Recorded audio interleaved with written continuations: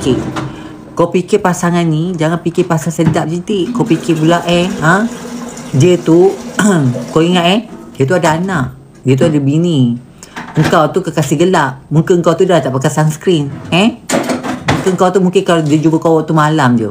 Kalau malam memanglah lawa. Kalau malam hantu pun lawa, dik. Aku ingat tu. Dah lah, dik. Akan balak cakap engkau ni. Kalau aku cakap nanti kau tak dengar. Kau jangan keluar rumah.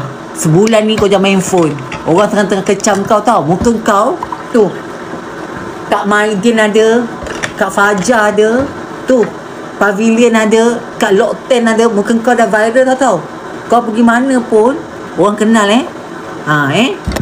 Kau pergi mana semua, kerana orang semua kenal kau dah tau. Silap-silap Roblox pun, bila abang tu Bang IC, muka kau pun abang Roblox pun dah kenal kau. Kau jangan main tau. Ingat sikit. Kau jangan keluar rumah. Kalau kau nak makan, order Uber je. Orang pun kalau order Uber tu dia letak depan. Jangan kau pergi ambil kat Uber. Nak tunjuk muka kau tu, benci orang. Orang ludah nanti. Okeylah, dik, kau jaga diri baik-baik. Untuk